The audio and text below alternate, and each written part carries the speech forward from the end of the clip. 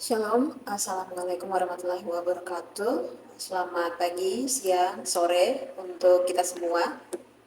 Izinkan saya, Melani Kase, bersama kelompok saya, kelompok 12, untuk mempresentasikan materi pertemuan 8 ilmu perundang-undangan dengan judul atau tema Landasan dan Asas Peraturan Perundang-undangan. Yang pertama, landasan peraturan perundang-undangan. Pada prinsipnya yang disebut dengan peraturan perundang-undangan adalah suatu ketentuan yang berisi norma atau kaidah yang bersifat dengan dan mengikat umum. Agar suatu peraturan perundang-undangan ditaati secara spontan, bukan dengan paksaan, maka peraturan perundang-undangan harus mempunyai landasan yang berlaku baik. Menurut Rozidi Rangga Wicaja pada tahun 1998, sekurang-kurangnya ada 3 landasan agar peraturan perundang-undangan mempunyai kekuatan berlaku secara baik, yaitu yang pertama landasan filosofis, kemudian landasan sosiologis, dan diikuti dengan landasan yuridis. Yang pertama adalah landasan filosofis atau disebut sebagai philosophische Gilding. Suatu peraturan perundang-undangan dikatakan mempunyai landasan filosofis apabila rumusannya atau norma-normanya mendapatkan pembenaran apabila dikaji secara filosofis. Oleh karena itu, setiap pembentukan hukum atau peraturan perundang-undangan sudah semestinya memperhatikan sungguh-sungguh red side yang tergantung pada dalam Pancasila. Kemudian yang kedua diikuti oleh landasan sosiologis atau disebut sebagai sosiologische Gilding. Suatu peraturan perundang-undangan dikatakan mempunyai landasan sosiologis apabila ketentuan-ketentuannya mencerminkan kenyataan yang hidup dalam masyarakat. Hal ini penting agar peraturan perundang-undangan yang dibuat dan ditaati perundang-undangan akan diterima oleh masyarakat secara wajar, bahkan spontan. Peraturan perundang-undangan yang diterima secara wajar akan mempunyai daya laku efektif dan tidak begitu banyak memerlukan pengarahan institusional untuk melaksanakannya.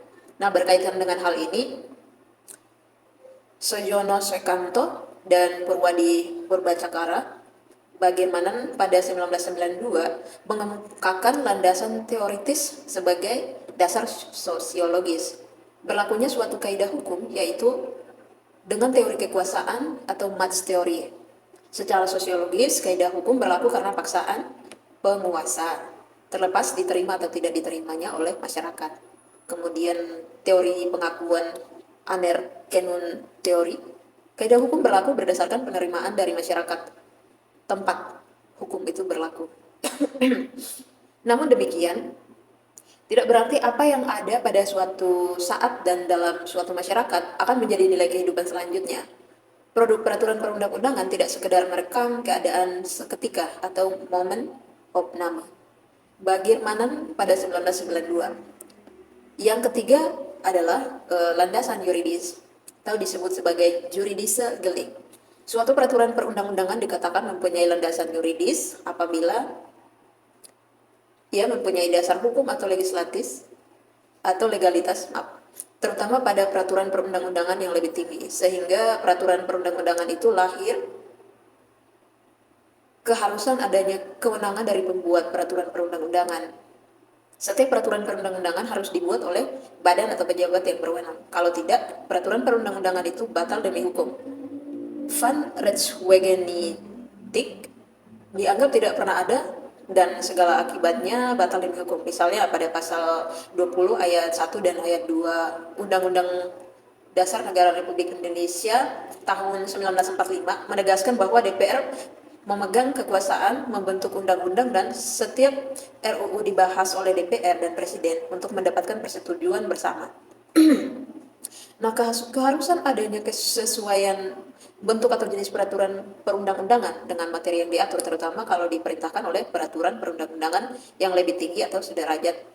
Ketidaksesuaian bentuk ini dapat menjadi alasan untuk membatalkan peraturan perundang-undangan tersebut. Keharusan ketiga, mengikuti tata cara tertentu. Pembentukan suatu peraturan perundang-undangan harus melalui prosedur yang telah ditentukan, misalnya Perda dibentuk oleh DPR dan persetujuan bersama kepala daerah. Kalau ada peraturan daerah tanpa mencantumkan persetujuan bersama gubernur atau bupati atau wali kota, maka hal itu akan batal demi hukum. Keharusan yang terakhir adalah tidak bertentangan dengan peraturan perundang-undangan yang lebih tinggi tingkatannya. Selain ketiga landasan tersebut, filosofis, sosiologis, dan yuridis, masih terdapat beberapa landasan lain, yaitu landasan teknik, perencanaan yang tidak boleh diabaikan dalam upaya membuat peraturan perundang-undangan yang baik. Kemudian dari segi perencanaan peraturan perundang-undangan, yang kurang baik juga dapat terjadi karena antara lain yang pertama, ketidakjelasan rumusan, sehingga tidak jelas artinya, maksud dan tujuan, atau ambigus. Kemudian yang kedua adalah rumusannya dapat ditafsirkan dalam berbagai arti atau interpretatif. Kemudian inkonsistensi dalam penggunaan istilah. Kemudian selanjutnya sistematika yang tidak baik dan bahasa yang berbelit-belit sehingga sukar dimengerti. Ya, untuk pembahasan selanjutnya akan dibacakan oleh Saudari Nurwin Tiani. Dipersilakan kepada Saudari Nurwin Tiani. Peraturan perundang-undangan. Menurut Van der Vlies, perumusan tentang asas pembentukan peraturan perundang-undangan yang baik dapat dibagi menjadi dua bagian, yaitu asas-asas formal dan asas-asas material. Asas-asas formal meliputi 1. Asas tujuan yang jelas, 2. Asas organ atau lembaga yang tepat, 3. Asas perlunya pengaturan, 4. Asas dapat dilaksanakan, 5. Asas konsensus.